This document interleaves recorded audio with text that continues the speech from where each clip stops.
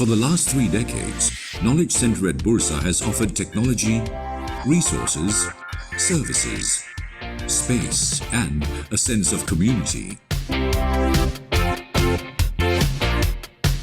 Since 1985, 14,000 titles have been collected, with care and attention to high financial literacy standards. In collaboration with a global community of institutions, we ensure access to the world's diverse intellectual and cultural economic heritage, as well as fast online services for connectivity to the financial world.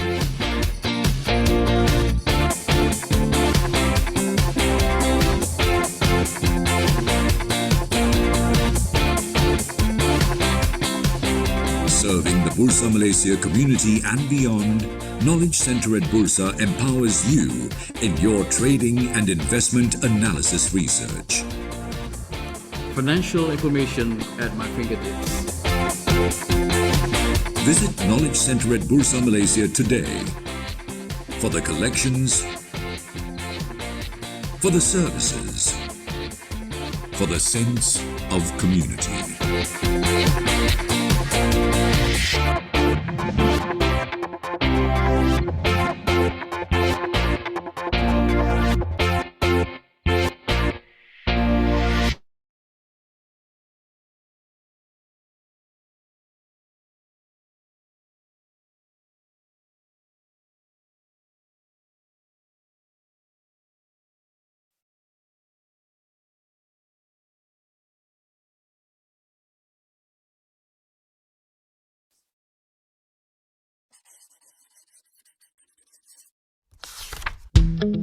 You have suffered financial loss while investing, and you think your bank, broker, fund management company, unit trust management company, PRS provider or distributor, or their agent or representative is responsible.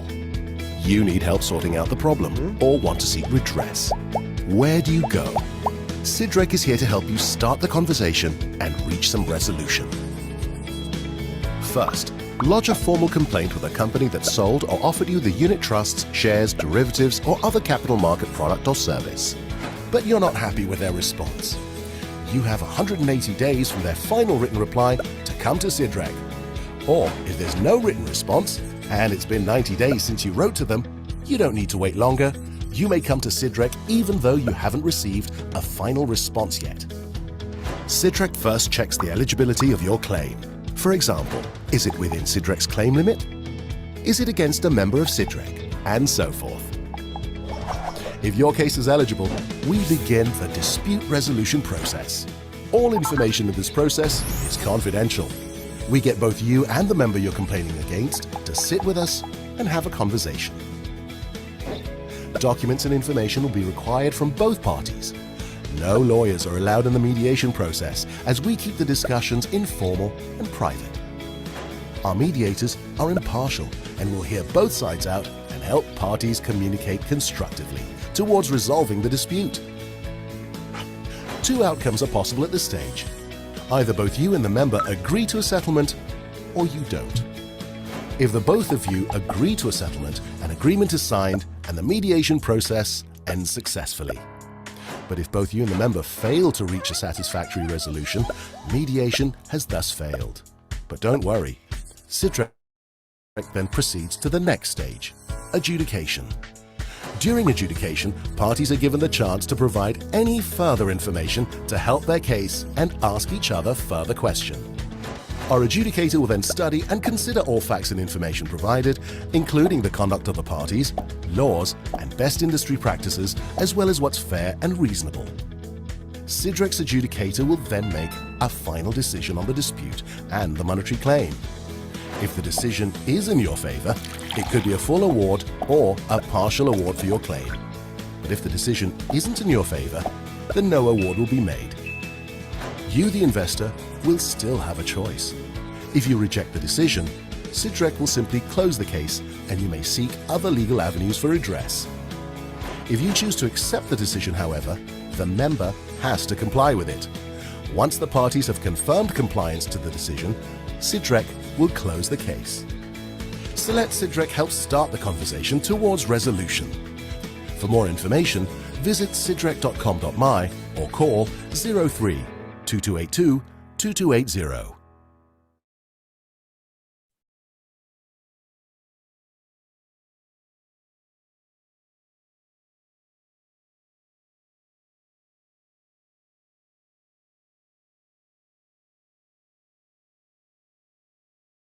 Bursa Malaysia has been part of the Malaysian economic growth for over 4 decades. We have been working relentlessly to create a transparent, efficient, and vibrant stock exchange.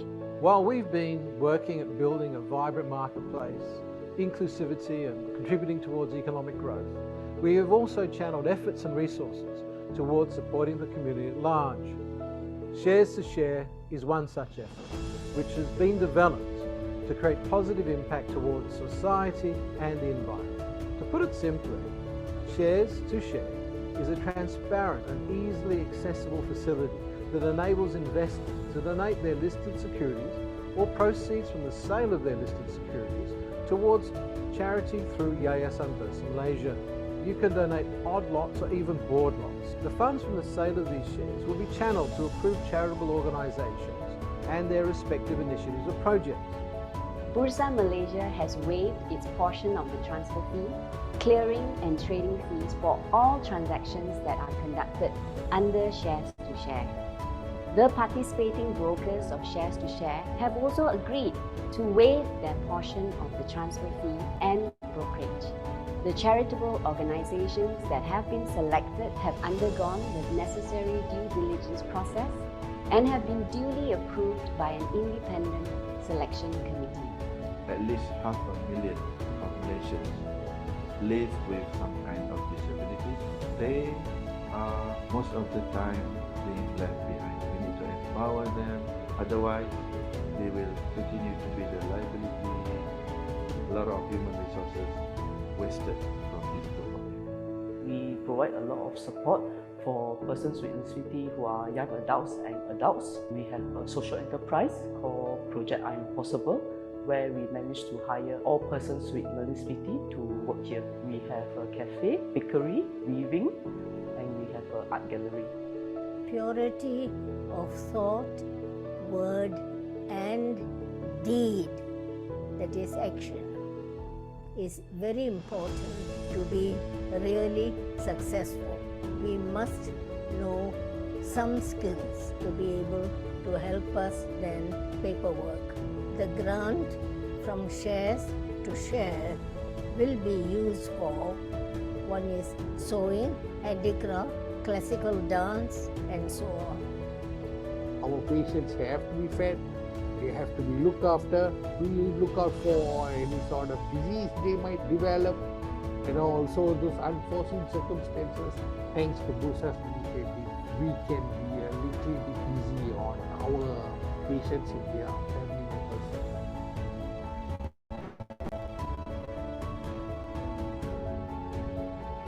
Donations will all be channeled to organizations that are involved in the sustainable development of Malaysia. Shares to Share scheme offers you the chance to do so in a simple and effective way. Bursa's Shares to Share allows us to do good by donating our shares to charities. Join us in making a difference to the society by donating your listed shares.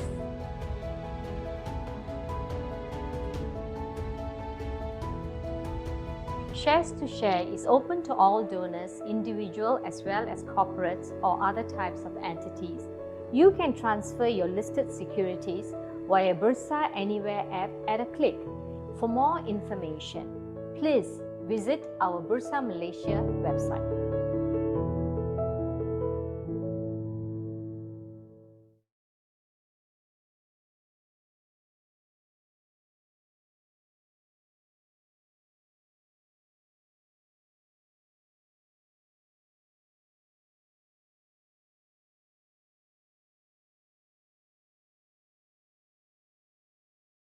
Hello everybody, Welcome to this webinar brought to you by Bursa Malaysia and managed by our company LifeChamp. Today, our webinar title is Islamic Estate Planning and Hibah Concept to CDS Account Holders. So welcome everybody. My name is Shane Chu. I'm the moderator for this session.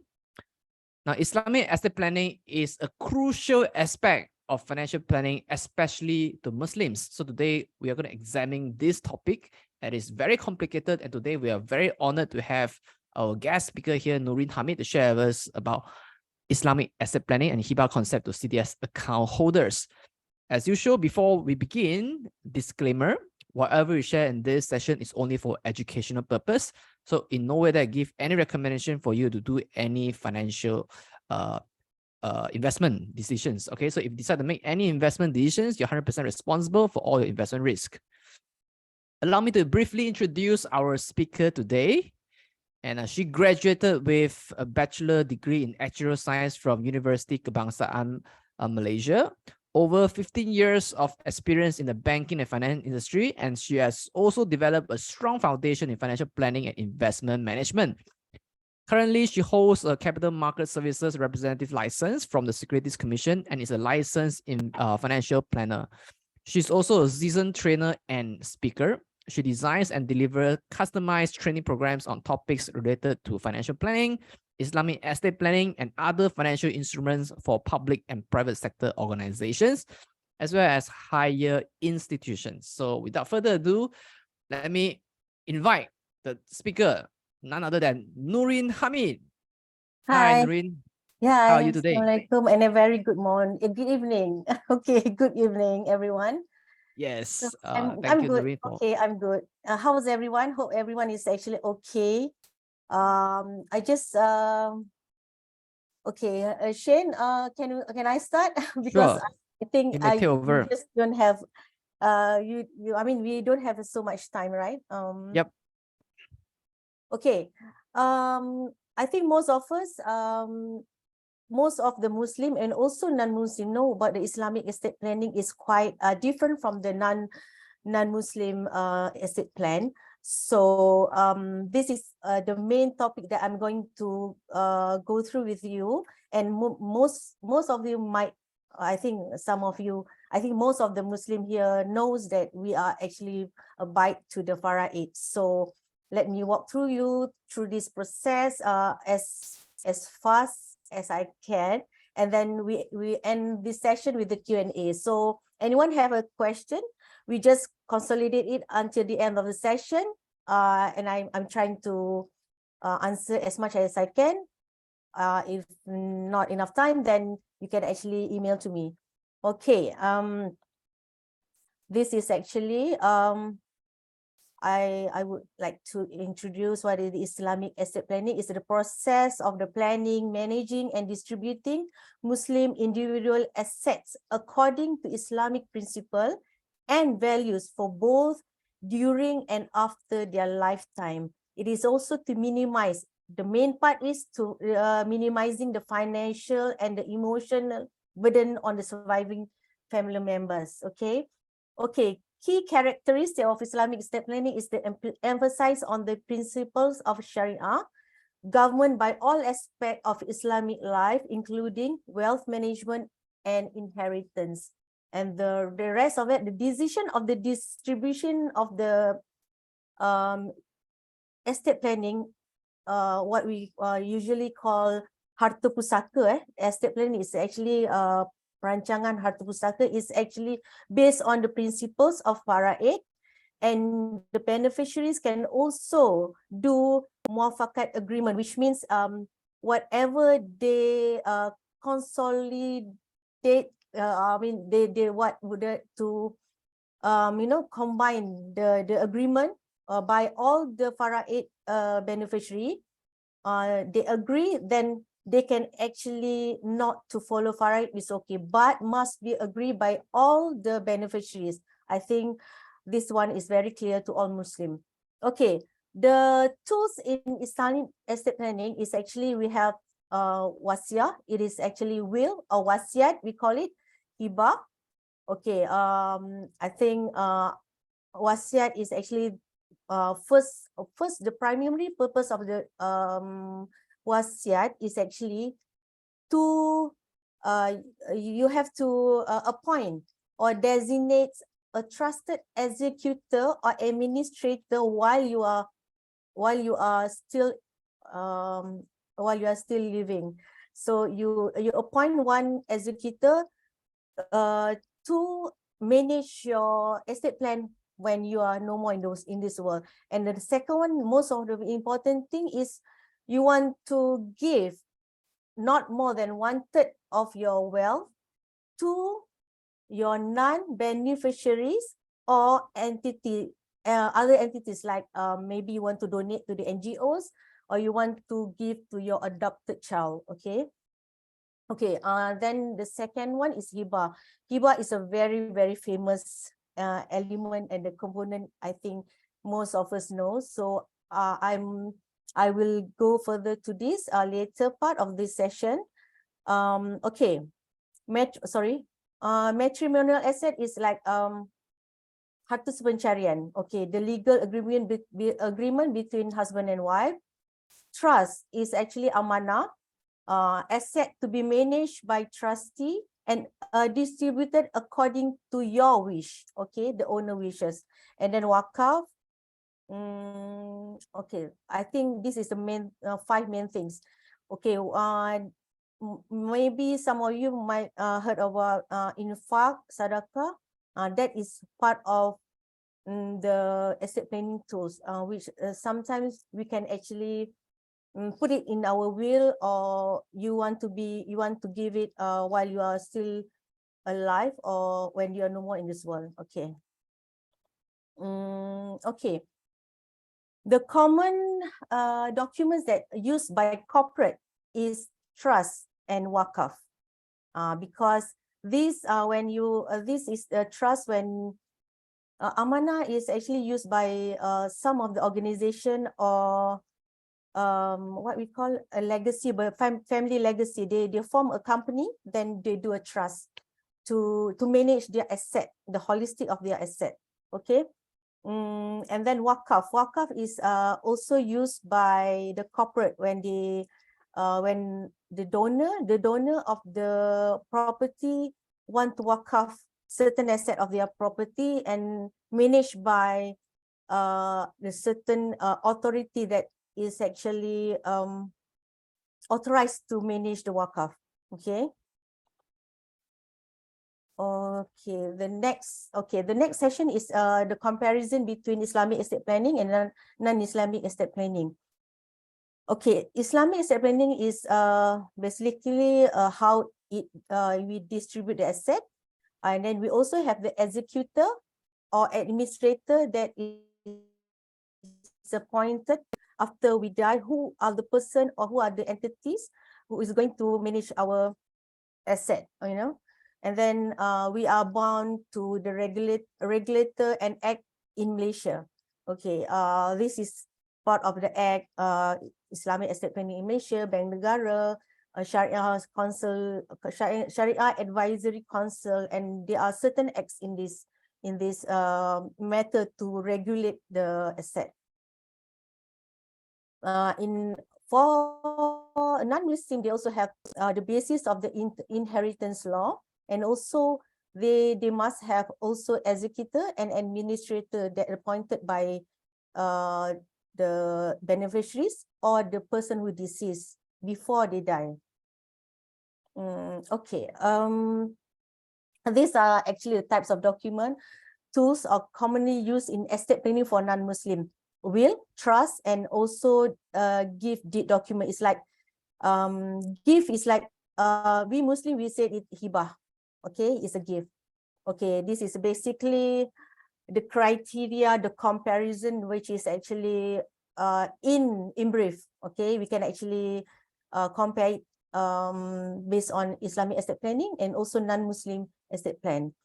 The basis and inheritance, we follow Fara'id law, and then the will, we call it wasiya, and another one is will for non-Muslim. Trust document we also have, and non-Muslim also have.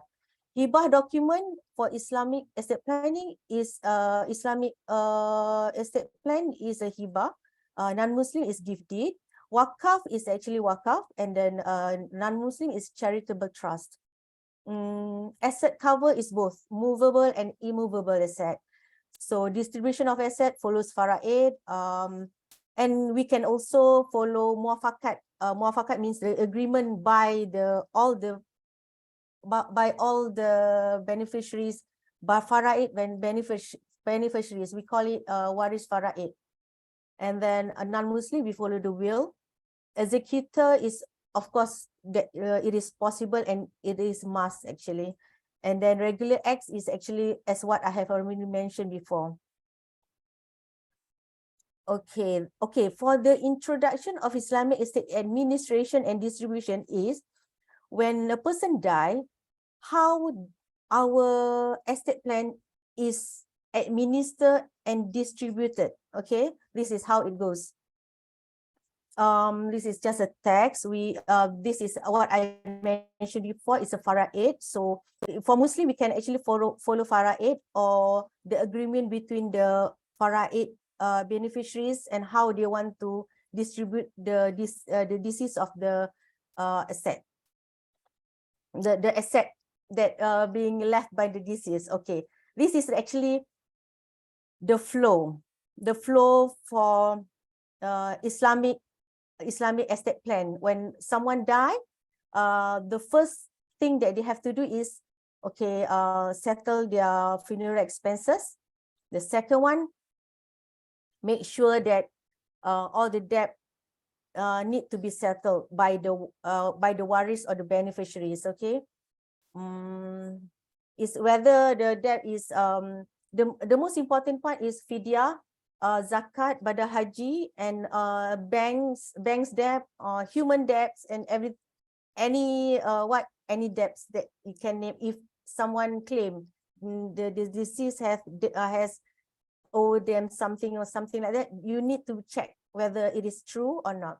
And then another one, the third step is the deceased has this type of document. They have wasiah, they have wakaf, or matrimonial asset or trust. If they have this and it is legal and documented, you need to settle this first. Okay, the administrator or the beneficiaries that appoint the administrator or the executor need to settle this first, this element of document first. Later on,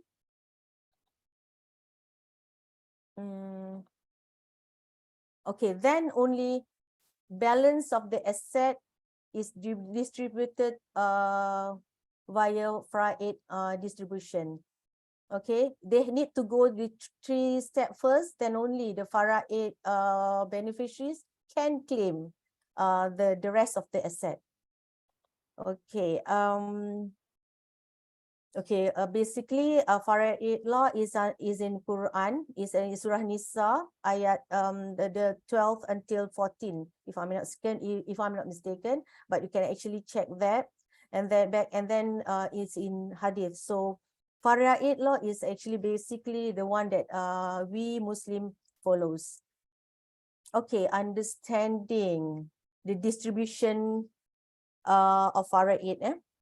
Okay, someone deceased, they have two options. They have two what we call categories, sorry. One with children and then another one is without children. So these are basically what the distributions looks like. I'm not going to go through details on this part because most of us knows, and then if we want to discuss further on this, we need to have another session. So it's a very I would say for Muslim it's not really complex. It's actually we need to know, but this is basically the component of distribution of the faraid. Okay, son, whether you have son, you have daughters, without sibling or with siblings, and then you have son, you have you have children or no children. These are basically the distribution of faraid. Okay, the next one will be, okay, you have to understand the primary beneficiaries of hires are husband, wife, father, mother, son, and daughter. If they don't have this, then we go to the secondary hires, which is actually substitute hires, grandfather, grandmother, grandson, or granddaughter. So the next, if they have this, they have to go through the secondary hires is actually the full sibling, means that you have the same father and your same mother, and then uterine sibling, same mother, different father, consanguine siblings, same father, different mother. Okay.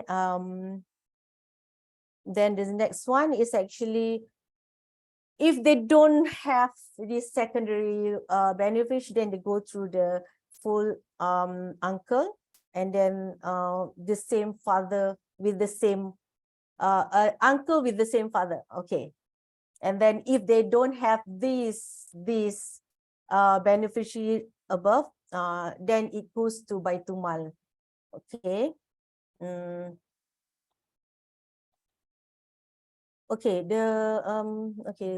Okay, let me tell you that Muslim administration process is based on two law, civil law and also Islamic law. Okay, and then we have, for non-Muslim, we have a civil law. But okay, this is what I want to share you. Testacy. What is testacy? Testacy is the person who die with will or wasiat. And intestacy is the person who dies without will or wasiat. So they need to get a letter of administration. So let me show you the process. Okay, this is actually happening, and it will be facing by both Muslim and non-Muslim in Malaysia. Okay, this is what I'm going to share you. If the deceased is actually has a movable asset less than 600,000, it will be based on they will have to go to the Amanah Raya Berhad. So for the next step, if they have a fixed asset, they have a fixed asset, they need to go to the small estate office. So, but the asset need to be less than 2 million. Okay, above 2 million movable and immovable asset, they need to go to the High Court Civil. Okay. Okay. The next one is actually, okay, this is how it goes when you have will and you don't have will. You die, we die, I die. Let's say I don't have, I die, definitely my asset is frozen, definitely. Okay. So when I don't have a will, this is what happened. Full or partially intestacy, which means I don't have will, but I have Hibah. Say maybe I have Hibah, or I have will but not fully covered by all to cover my the whole asset of my property. So this is what my beneficiary have to go through. This is what before it the asset being liquidated, they need to go through the application of a letter of administrator and the faraid. They need to get the faraid cert at the Sharia court. Okay. Okay, and then consent in writing and from the beneficiary to appoint one administrator that will actually go through all the process. So make sure that all your faraid beneficiary agree to appoint one administrator. If they don't agree, it doesn't work. Okay, that is why some of the estate plan in Malaysia for Muslim still not settled until today, and they are in million. Okay, because the not agreement between each other. The next one. Okay, these are the process. I'm not going to go through too details on this. This is actually another part of the legal documentation. After the administrator appointed, application for the 2 administration bonds, and then only the letter of administration granted, then only actually the asset is actually liquidated. When you have a will, you appoint, when I have a will, before I die, I appoint one administrator to make sure that my asset will be go through accordingly without any hassle, without having to ask all my beneficiaries whether who is going to be the administrator. I decided before I died. So I make that will to make sure that my beneficiary don't have to go through that hassle. So when I have a will, this is what application of grant for probate, and if the Sijil Faraid or Faraid certificate is needed, then only my beneficiary or the executor get it for my beneficiaries. Okay. So, but some case we don't need a Faraid because it's already mentioned in the will that who is my Faraid beneficiaries. Okay, and then the rest of it, okay, the probate grant asset free. So you have to think about this, whether you want your beneficiary to go through the hassle or otherwise. Okay, I'm not going to go deep on this matter. We proceed first. Okay, the concept and the importance of CDS account holder to, for you to, okay, let us share a little bit of the Hibah concept. Hibah is actually a Sharia perspective of a gift in kind. Okay, a gift in kind is an asset. Okay, the donor is, I'm not going to mention about in Arabic terms because we just have a layman terms. Okay, the donor, which means I have a asset, I become the owner. So the recipient can be my own beneficiaries or other things. Let's say I want to give my adopted child, so the recipient is still my is actually he or she who is my adopted child can be the recipient. So, but make sure that so they have a four element requirements for Hibah. You have a donor, you have this recipient, you have an asset, and of course the agreement. But the thing is, you have to make sure that the asset is actually halal, is existing, and then you have that full ownership of the asset. If you say that you have a house, but the house is not yet your name, it cannot be Hibah. Okay. Okay, the rest, okay, next slide will be, okay, this is one thing that most of us need to know. Hibah is not revocable. It's not revocable. If you have already made a Hibah to give to someone, you cannot revoke and take it back. Okay, unless you as a parent, you give to your own child, you can take back.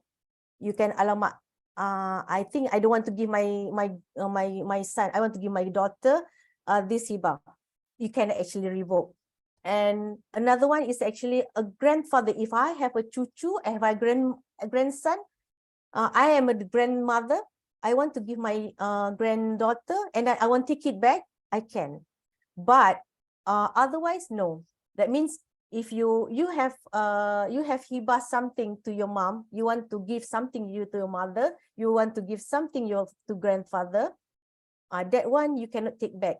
But if your grandfather want to give you something, they can take it back. Okay, that is just the rule. I cannot answer for that. Why? Because it's in hadith. Okay. So before you make Hibah, you just have to be careful. I mean, be careful and think deeply. Is these things you really want to give to someone other than your own child or own granddaughter or grandchild? Okay, this type of Hibah is actually just normal. A noble Hibah is absolute Hibah. That means you have a a house, you give that house while you are actually alive, then you terus tukar nama, you just change the name to your daughter or something, maybe you give to your sister, then that one is called absolute hibah. That means is no point of taking it back unless your sister want to give you back. Then it's a different things. Okay, trust hibah is usually managed by the trust company. Okay, okay, conditional hibah is the most famous one. It's like you make a hibah but with a conditional term. It's up to you because you are the owner of the property. You can actually condition, you can point a certain condition to the recipient, doesn't matter. So there are certain there are basically two hibah types. Conditional hibah is actually the one is actually the ownership set a limit, set a limit to the recipient, whatever limit or whatever fixed or whatever terms to the recipient. And then another one is actually the donor is actually telling that when I die, these are your property. So that is one conditional hibah. Conditional hibah is actually famous for whoever doing takaful, that is actually the conditional hibah, because the hibah is only take place when the the owner of the takaful or the owner of the insurance is actually dies. So the proceeds and also the benefit, the coverage is everything goes to the hibah recipients. Okay, this I have already gone through. The asset, the requirement of the asset need to be halal, full ownership, and the asset is transferable at the time of the hibah is at the time of the asset is exist, which means you haven't buy a land, but you want to hibah. You haven't buy that A land, but you have already hibah that A land to someone. It is not possible because you have no ownership, and then the hibah, the land is not transferred to you anymore. I mean, not yet transferred to you. So make sure that you know what is actually you want to hibah. Actually, to be frank, from my experience, I have already seen hibah is done by a lawyer, was rejected by the court. So it is actually happening. So make sure that you know what you are doing. Okay, make sure you get the right person to advise you for this type of things. Okay, okay, I have already mentioned this. The common use in hibah in Malaysia is the context of takaful products, because we are using the conditional hibah. And then another one is actually if you open a savings account for savings account in bank, Islamic bank, do you notice that end of the year or maybe half yearly you get a little bit of profit, and then they wrote there hibah, something like that. So this is actually one of the concept of hibah. It's like a profit sharing, something like that, that the bank is actually giving the account customer, savings account customer, or account banking account, what, oh my, twisted tongue, okay, sorry. The bank is giving the customer, whoever saved money with them, some profits as the profit sharing and as a hibah, but at their discretion, okay, of course. And the hibah is also used for investment product. As the agreement, whoever who will be getting the proceed of the benefit of the investment, let's say unit trust. There are some unit trusts are doing the hibah already, and then tabung haji is actually also doing hibah. And then ASP is now, I was told it was actually now doing, whoever want to do hibah, And then, of course, not forgetting Bursa Malaysia for the CDS account holder. I have clients who is doing this also, and they are happy and they are can sleep well now. And then several investment like I said. Okay. Okay, these are some of the Hibah is used by most globally in financial industry in Malaysia, in the world, other than Malaysia, Emirates, Indonesia, Saudi, Brunei, even Singapore, United Kingdom, United States. But United States is still USA is still it's a growing industry, but they are still studying something like that. So I don't have that well-versed information on the US, but I was informed this kind of things is happening now, is growing. You know, people are actually interested in the Islamic financing, Islamic finance. Okay, okay, this is what I am actually advising whoever have a CDS account, go and do proper Hibah with usually for CDS account, we call it Hibah trust, which means you do a Hibah, but so far that I know, you need to have a trust company who is actually doing the Hibah. So they will actually execute according to what you have already planned to for the balance of your shares and everything in your CDS account. Okay, there are two ways of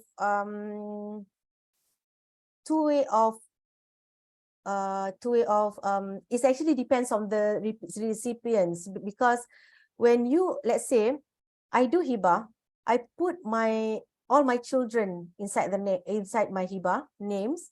So when I die, they can ask the trust to make sure they sell off all the shares inside and take the cash and proceed from the disposal shares of the CDS accounts, or if they have a CDS account, they transfer to their account. There are two ways, and I'm doing this for my customer right now. And then so the decision of the shares and how they want to have it is after they die. If let's say he or she die, and then the share is only a few, then it's up to the recipient how they want to manage to take the proceed, the shares in the CDS account. So that is actually for the CDS account is actually basically same as the other Hibah that I am actually doing, but you need to have a proper advice and from the trust company, and then maybe from the estate plan specialist. Okay, you can actually talk to the lawyer, but make sure that all the legal documents is actually not having problem like the one that I have already seen, the Hibah, which is not what we say is actually rejected by the court. Okay. Okay, this is just I have already mentioned. Appointed, you make sure that you have a trustee appointed trust company who is willing to do the Hibah, and then maybe you can engage there are lots of Islamic estate planner now. There are a lot of them, and you can also refer to the Islamic financial planner. They also have the knowledge in this. They cannot do just by doing illegal documents. No, nowadays Hibah need to be proper. And then okay, this is the one of the things that you can actually to avoid potential disputes and legal challenges for Muslim family, because you know why? There are not so much of dispute on the distribution matter in estate planning for non-Muslim, but for Muslim there are there are still many, because they thought that when they die, the asset will actually automatic goes to Farah 8. Well, Farah 8 doesn't have legs to walk. They cannot walk. Somebody need to, somebody need to process and administer, and they need to, need to go to the court, to the next court, something like that. So you need to have a proper. Farah 8 is a law. It's not a human. It is not something that you take for granted. So make sure that you plan your estate very, very well nowadays, because I know most of you, the investor, a rich one, maybe you might have a 2 million and above of properties, movable or non-movable, but you just make sure that you can live the world peacefully, peacefully, rather than, unsettled business in the world, and then you are not, you know what I mean. I'm not Ustazah, but you know what I mean for the Muslims. So we have to think about that too. Okay, I think this is my last slide, is it? Yes. So I wish that I want to have a look on the question. Do you have any? Noreen, since that we are a bit ahead of time, are there any Oh. points that you briefly slide through just now that you wish to expand on?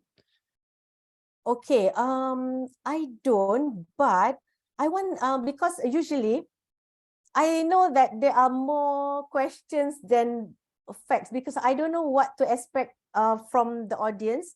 What are the things that you want to know more, and then what probably you want to know, you want to ask me about experience? I'm not sure. So I need questions. What is the difference between interest gain in conventional CDS account and interest gain? No, it's not. It is not the same. Interest gain is not interest gain for the Islamic CDS account. It's actually a profit gain. That is what that is what I know. Okay, so that question was asked by Muhammad Faiz, yes, right? Safura, is it? Yes. Oh, no, it's not Safura. Yeah, it's Okay, Muhammad I Faiz. have already, okay, which one? So what is Okay, the difference does between interest gain consanguine and mean? conventional That account? one is actually, consanguine mean is actually same father.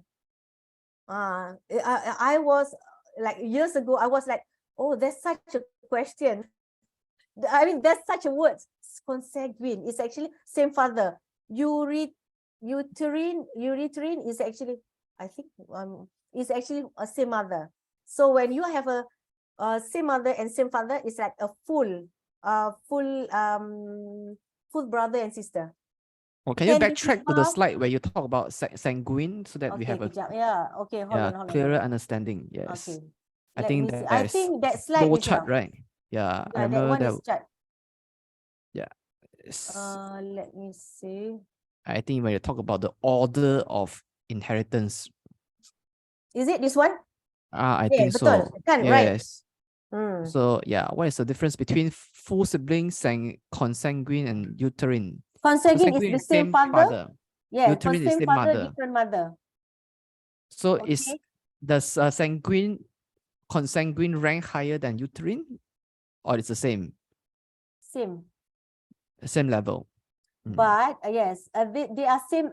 It's not same level. It's a same option when they don't have the first, the primary and the substitute hires. They don't have this. I have a client who don't have the first and the second. They have only the third one. So they depends on the full sibling. Coincidentally, she or he has the full sibling. So so he or she distribute among the family, the sisters and brothers. Would you want to backtrack one more slide to explain about the chart? I think just now you didn't manage to expand on that. Which one? Yeah, hold on. Yeah, I think where there's estate planning. Yeah. This one, is it? Yeah. Okay. Any question? This one is actually the Faraid distribution, fixed and no compromise. Fixed and non-compromise. Yes, you cannot actually say unless let's say I have a children and I have mother, I have a father, and I have one son. I have two sons, one daughter. So these are the distribution, right? Okay, let's say the husband. The husband. One third is for my husband. Of course, I'm a wife, so it's not included.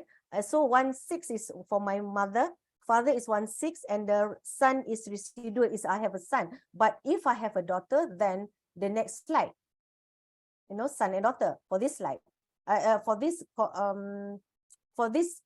box. Okay, for this box. Okay, so if these are the Faraid and no compromise, and it cannot be changed unless my mother said when she has a wanted, she said, or my father said, or both of them said, I don't want my part. I want my part to be given to my your children. I mean to my granddaughters, which is actually my children.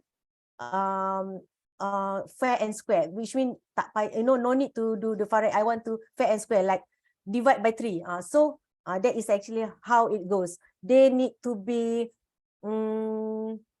agreed by the Faraid beneficiaries. Then only it can be distributed other than Faraid portion. Yeah, but so from this chart, it only shows the primary heirs. It does not show the substitute heir, secondary heir, tertiary heirs, right? That one will be a different session, because it will be another calculation. Yeah, very complicated. It's very complicated. Do you memorize all these? Yes, I memorize. Wow. It's not memorizing. It's actually, they have a method. We have a method. I think most of the viewers or the participants here, I think some of them are also expert in this. The only thing that they don't know how to, maybe they don't know the importance of doing it before they die. So to make it more proper, like say, the distribution part, whether to go to Amanah Raya, Pusaka Kecil, the small estate, or the High Court. I am actually waiting for one famous question, but it doesn't matter. Can the hibah contested by the waris in court? Example, argument is made with the ill intention. Safura, I can ask you this. I can answer you this. This is very simple. Hibah cannot be contested. It is not under Faraid. When you do your asset, one of your asset hibah, it cannot be contested by other beneficiaries. Doesn't matter your children or your husband or whatever. But there's a but on that. Make sure that okay, let me share you the one that hibah that was actually rejected by the High Court. When I saw, it was actually, that was shared by a lawyer of mine. Not my lawyer, my friend who is a lawyer. Okay, his father is actually having one piece of I think one piece of land, and also a few one or two houses. The whole thing, he made a hibah, and then he put only one name of his children. Okay, this is anonymously, so that means you don't know whoever. So the court reject because his father has only this asset, the one that he hibah to one children. So they reject. It's not fair for your other children not getting any of your estate plan. So the court reject because the court will actually ask for the Mahkamah Syariah, the Syariah court, to get the Faraid cert. That one they will base on that. The civil court is not actually making just a blunt decision. They will actually refer to the Faraid cert. So they make sure that whether the other sibling is actually agree that this hibah is actually given to one of your brothers, say, are you agree? And then the rest of the sibling is actually don't know about this, so they contest. So it can be contest. Hibah can be contest when the court see that these is not the things are not according to what he already what's supposed to be. Hibah cannot be contest like this. Okay, let's say you have 1, 2, 3 three property. You have three you have 4. Okay, let's say you have, okay, like my case, I have actually I have a very complicated also case like this. Let's say you have a very few properties. You want to hibah one of your property to someone that nobody is actually related to, then can. All right. Okay. Now that we understand. I saw that the next- stamping, is it? For hibah should Yes. be contact to do hibah. CDS account, I think you need to contact your own investment bank. If I'm not mistaken, there are there are few trustee is already doing the Islamic hibah for CDS account. The one that I'm attached is you can actually contact me after this. But there are certain few companies are doing this. I cannot mention which trustees, but you can actually check your investment bank like Interpac, or you are doing like M Plus, right? M Plus CDS account. So you better check for that. You better check whether they can actually recommend or something like that. Okay. Is it as only we for know, Islamic account, trading account, or conventional account can also do hibah? Islamic account. If I'm Only not Islamic mistaken, it's lah. only for Islamic account. If you have a conventional, you have to talk to your investment bank how you want to do hibah, something like that. Okay, for my case, I have a customer who is actually doing he has a conventional CDS account. So I make it because he has like 3 CDS account. 2 is Islamic and 1 is non-Islamic. So I said, okay, never mind. We put under one hibah, and then we check with the legal part. They said it can be done. So yeah, probably it can be done as long as it's actually legalized. Can hibah? Okay. Yes, Miss Go, Miss Yuan Mei, is it? Okay, Miss Go, is it? Yuan Mei, Go Mei, yes. hibah can use to avoid minimize potential dispute among hires in very much helping. I tell you, this is actually because I have a customer who is actually the CDS account. CDS account value is more than 1 million. So yes, to avoid dispute, need to do hibah. Okay, what is the role to concept wasiah play in Islamic estate planning? How does it relate to hibah? Oh, Miss Go, later we talk because I need to explain this further. Wasiah is actually a will. In the will, you actually appoint a administrator or executor who is going to manage your estate plan after you die, to make it more easier for easier flow for the beneficiaries. Is wasiah valid when the donor is still alive? Yes. Wasiah is valid while the donor is still alive, of course. Okay, wasiah is will, different things. The donor is for the hibah, so it can be done in the same time. I'm doing that also. Okay, as we know, estate planning, may I know estate planning is also affordable for anyone is lower income? Okay, yes, there are wasiah. It's not estate planning, it's called wasiah. For the one that I am my customer is actually having a more concern is actually the administrator or the executor of his estate plan. after he died. So he is just a lorry driver, but very future planner, or very I like the type of man he was, you know. He is a lorry driver, but he do the will because he's very concerned about the future of the child. So he said that I don't want to make you know, I don't want to have any problem with my wife and my children. So, and then I don't want them to go to process of you know, go to the court and then go back and then all the costs incurred. So he did. And then yes, the cost is quite competitive, not so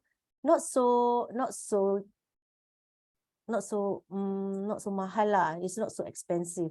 Depends which trustee that you are doing. I saw what is the difference between interest gini. Someone is actually asking me about the hibah Stamping, right? Let me yes. pose the question to you. Okay, This let's say I question is want to by hibah. Shaifu Baharin. What is it actually? Do hibah documents require stamping? If yes, to be at valorem. If not, how to ensure hibah documents are legally valid? Okay. Hibah, this is actually okay. Hibah is when you are doing hibah currently, while you are actually alive. Of course, you are doing hibah while you are alive. So there are actually a fee. Okay. At valorem, the stamping is a later part. When you die, they have to pay the stamping. But I might be wrong because late I think last year I'm not sure about the latest news, but we have to check back. You have to check with your lawyers.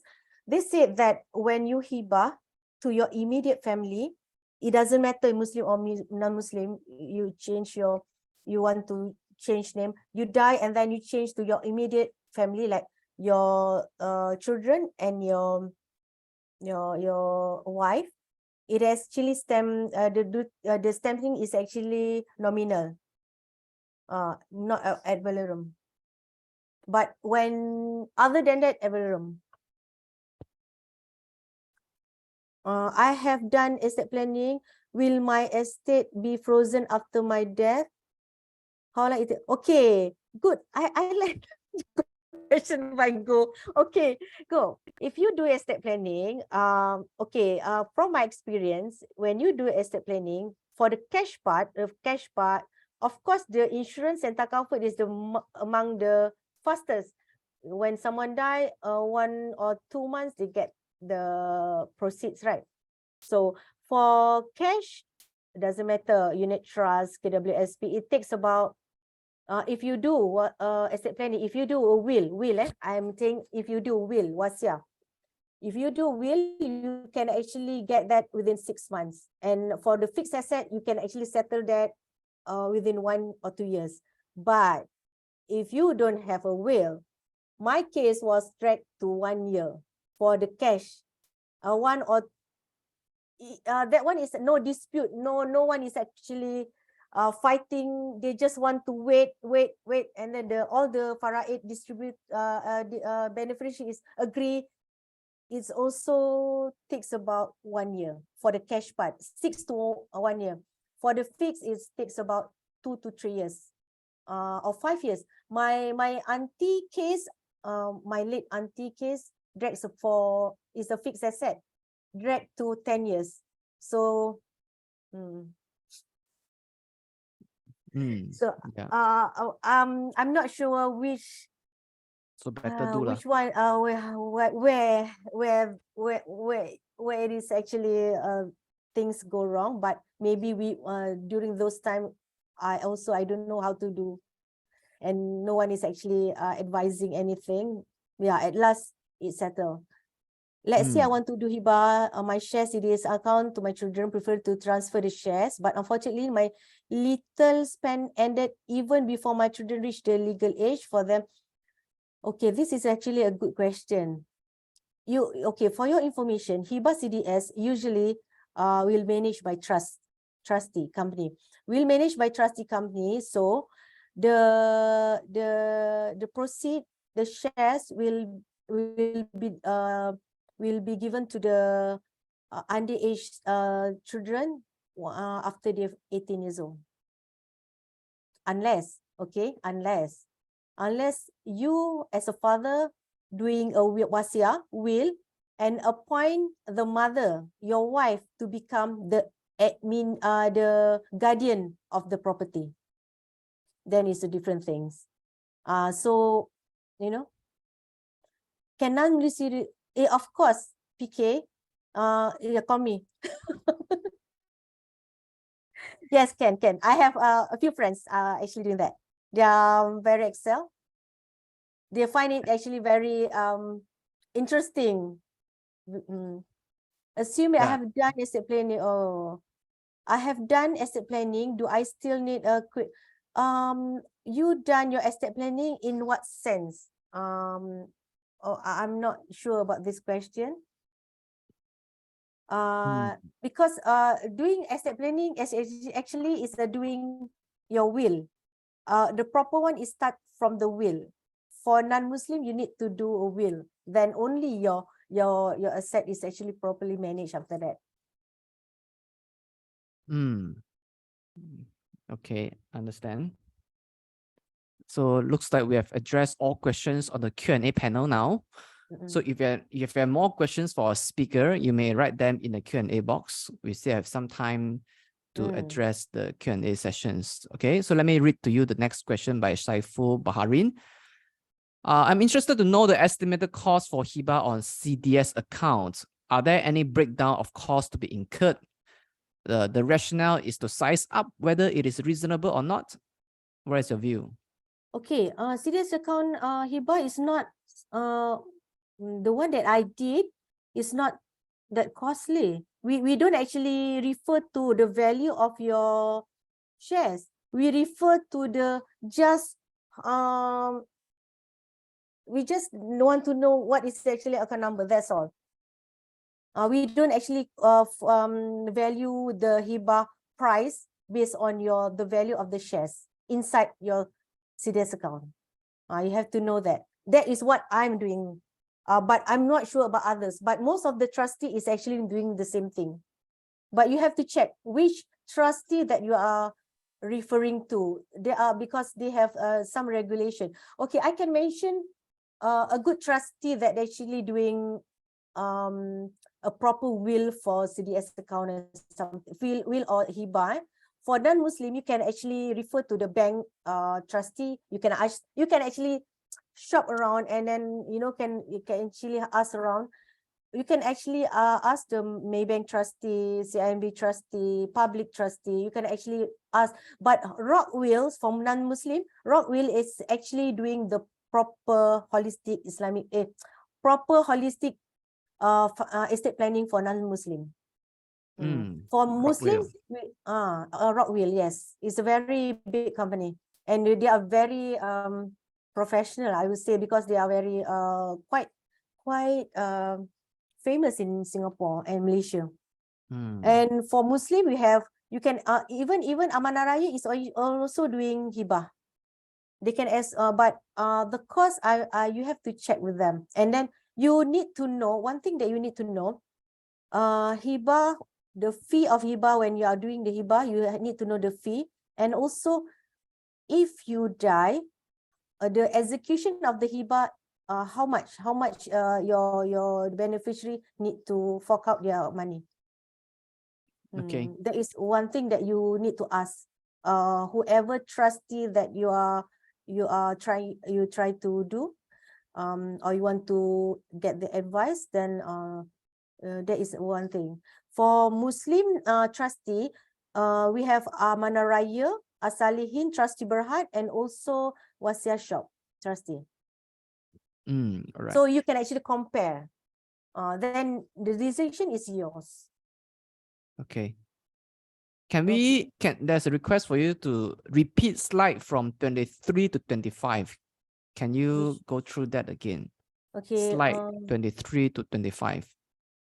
Which 23 to 5? Yeah, now you're at slide 20. 20? 23 to 25. Yeah. Okay. I cannot see the page here. Sorry. Okay, so next page. Okay. Yeah. This is okay. One more page. Yeah, this is the page. This is 20, Yeah. this is 23. The request asks you to repeat this 23 to 25. This is the process that you have to go through when we don't have wasiat. Even we have a wasiat. Okay, let's say I'll go through it. Okay. Let's see. Okay, what are the questions that pop into your mind now? Let's say for me, I will ask, if I have a wasiat, if I don't have a wasiat, but I have a cash of 20,000, let's say 20,000 only in my bank account, and KWSP maybe 50,000 or whatever, ASB and so on, and the total of maybe 100,000, and then I have one house. Which regulator, which are the authorities that is going to handle my case? Usually people will actually, the first thing that when someone died, the beneficiary will go to Amanari. You perasan tak? Confirm. Those who don't know will definitely go to Amanari because they want to cash out some of the deceased money. Correct? Because it will, and then Amanah Raya will actually try to settle your cash part, and then but they will say that for your fixed asset you need to go to Pusaka Kecil if you want to settle by your own. But if you want to go through them, they will appoint a lawyer to process the whole thing, to value back the value of the property that was left by the deceased. Let's say, okay, that is one scenario. Another scenario is, okay, this is a very fresh case that I got last month. This person died without child, so the beneficiary is only the sister and the husband. And the property is not even up to 2 million, so it's still under small estate, and no will, and then so we have to. I advise them to go to the trustee, and yeah, the estimated of the case to be settled is within 6 to 1 year for the cash part. And the property will be settled out next year. But it won't involve high court because it's still under the estate plan. It's under 2 million properties. So yeah, there are a little bit of there are costs incurred that the beneficiary need to settle. Actually, when you do will, okay, this is what tips that I'm going to give you. When you do will, you can actually you appoint a trustee. You can ask the trustee to use your estate plan to settle the cost incurred for your property. So it actually minus out, and then it won't be a cost to your beneficiaries. You understand that? I hope you understand what I'm trying to say. We mean they don't have to use their own money. We will the trustee will actually deduct from the estate if you do will. It can be arranged. All right, we want to talk about the next slide because the okay.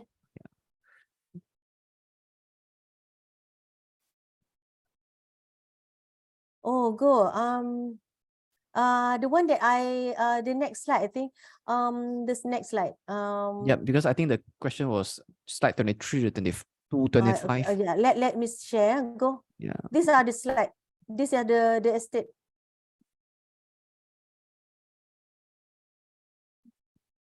these are the The process. process That you between will whether go you have a through without wasiat or not. wasiat or will. Both non-Muslim or Muslim. If you don't have a will or wasiat that appoint a executor of a administrator, these are the process. But when you have a wasiat, a will, you can actually go through this process only. Okay, the difference is when you don't have a will, you have to get a letter of administration, which is called which we used to call LA. Okay, but if you have a will, you only be granted a probate. That's different. Probate, you don't need to go through the process. Okay, how about so the point here is that, you know, we better do a will. So to make the process simpler and more efficient. How? Yeah, because it's quicker, right? You don't have to go through the multiple phases of the process to get your assets unfrozen. Go. The fairness in Islamic distribution is the fairness, actually the faraid is actually based on our principle, is actually fair, because there are reason for the faraid is actually being such a matter. The thing is Islam actually encourage the we to plan our estate. You need to, that's why if you have you are husband and wife, you do a matrimonial asset, one of the Islamic estate planning tool. You do your harta sepencarian, so one of your property is actually for your wife, that your when under harta sepencarian, your children cannot contest. That's why I said for each element we have to go through one by one, and it takes time to explain actually the the consequences and how it happens and why you need to do. So actually for non-Muslim, they also have the matrimonial asset. That is what my friend told me. Is there notable legal or tax implication specific to Islamic individuals should be aware of? The legal or tax, tax is like normal tax, government tax, when you have to settle your property, change name, transfer name and everything. That was like a normal legal costs and also tax implication. The thing is, for the legal part, government tax we cannot escape, but for legal implication, legal costs, there are some standard percentage they are actually giving, standard percentage. So again, the customer need to, CDS account holders or whoever, our customer need to source, you need to shop around which trustee are going having, giving the best rate.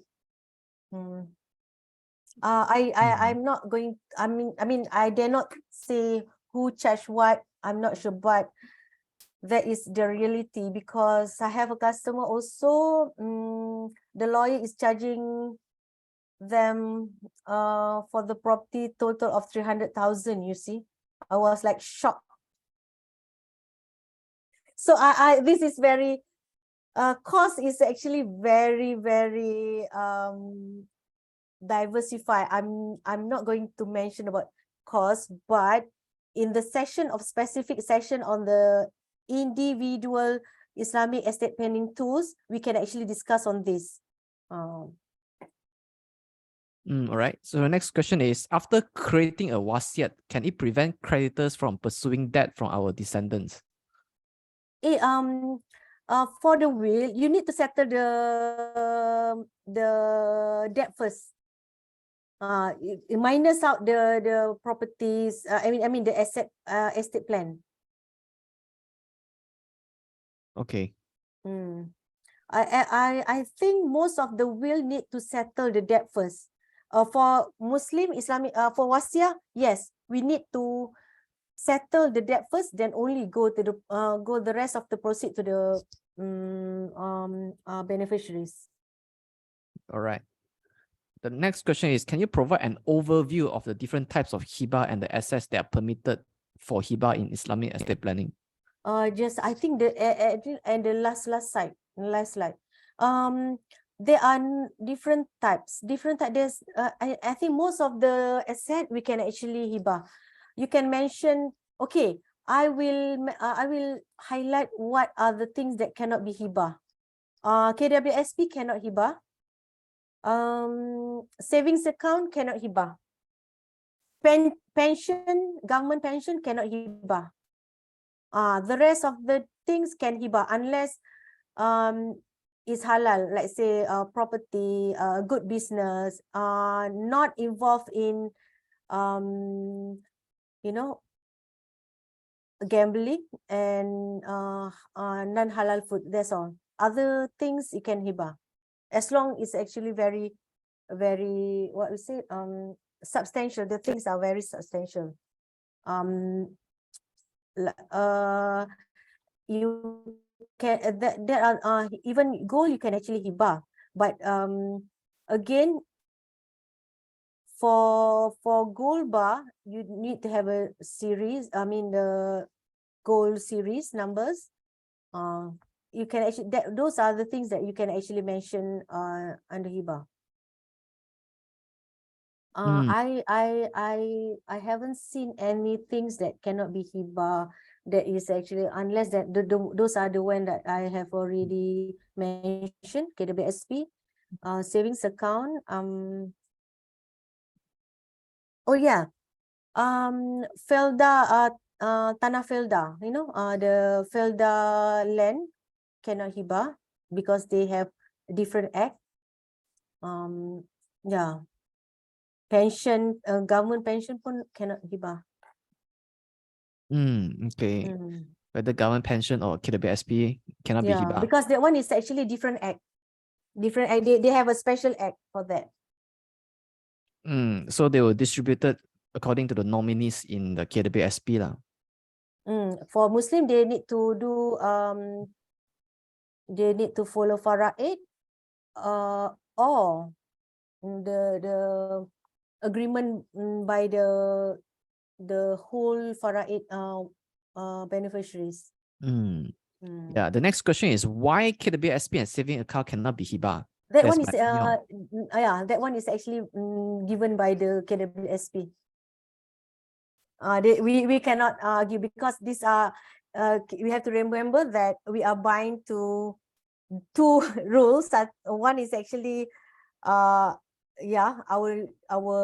country rule, and another one is under Islamic rule. So these are because pension savings cannot be hibah, because you know why? Savings you are actually using the money and that one is actually under there are different act. We have a different act. And another one is actually you can actually check IFSA, Islamic Financial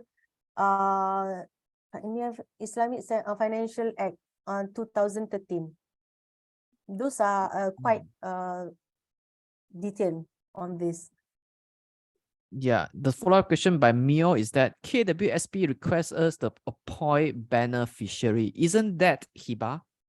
No, that one is nominees. You can actually put the nominees. That one are nominees. So you have to know, you have to understand. Nominees are penama. Penama is the person who is actually the person who has to manage the KWSP according to faraid. They are actually like a little administrator for that account, KWSP account. Because for the KWSP is a very, that one is clear because I have a customer wanted to do Hibah, but it is not possible to do. Because I know, because the KWSP, most of us KWSP have quite some of money, so they are very concerned about that. And then, so I said, you need to put beneficiary, then make sure that your, the nominee, so to make sure that the nominees is actually having that, you know, you the trusted one who can actually manage the KWSP. But actually I have a different advice for that. So it will be different approach of advising, because it will be based on case-to-case base. So that is why different people have different reason. So I need to, and it is very sensitive. So I need to know why, why you want to have that KWSP to be to who, something like that. So that's a way to do it actually. Okay. The asset entirely frozen. Is there any? In regards to this slide where the whether the asset is entirely frozen, is there any allocation for the immediate family member, especially housewife or children, to use for their survival while the pending assets to be fully freed? Are there any alternative way to cater to the difficult time for the family members? Unless the deceased has a too bad. No. I also, because I have already I've gone through this process many times, so I know the struggles. I know that is why the best thing is actually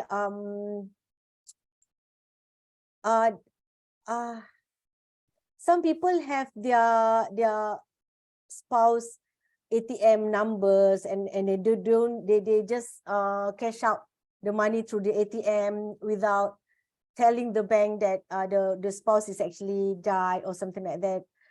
But the thing is, you have to know, I was ex-banker. When I saw the amount of withdrawal, reoccurring, the maximum every day, the banks is actually triggered by this, and then they suddenly they froze, and then they check to JPN, and then they check, the disease, the person is actually died. So maybe dia punya, I know the wife or the children is actually cashing out the money from the ATM. So will they ask the money back? I cannot advise, but yes, no asset is actually liquidate once people one is deceased. The automatic froze when you told the bank or JPN. I don't know how to nowadays very fast they trace. When the person die, they had a very quick trace, the bank, everything knows. Tap froze. Wow. Those days I was in a bank, like 10-20 years ago. We cannot trace the person is actually is dead or what until the beneficiary is actually cashing out money from the ATM, like a maximum for that day. So we trigger, the bank triggered from there. But now I'm not sure, maybe they are auto. This one I need to, we need to check with the bank and also JPN. Will the bank ask for the money back because they deem it as unlawful? What? I mean, if you find out that the deceased family members are withdrawing the money from the savings account with the deceased PIN number, is it legal, or can the bank ask the money back if they found out that the bank? Usually the bank is actually, the bank don't ask. The bank don't ask, but when they want to settle the matters in court or whatever, basically at last the beneficiary will tell that they have already withdrawn some money from the ATM or take the money from the wallet or whatever. Yeah, that one is I would say not legal, but it's actually done by everyone. Okay. So let's do one last question by Ahmad Johari. Is there a scale of lawyer fees for Muslim asset Yes. administered by Yes. Sharia lawyer? Yes. Okay. Okay. I can tell you. I was told by well, I was told, and also I have already faced. Maximum they can charge 5%, but for trustee they charge you much lower. Trustee company. Okay, understand. So well, we have come to the end of this session. So thank you so much, Nurin Hamid, for sharing with us Islamic asset planning and the Hibah concept to a CDS account. I hope that all of you here have learned a great deal today about the various tools that are under Islamic asset planning and about Hibah to the CDS account holders. All right, thank you so much, Nurin. Okay, thank you, everyone.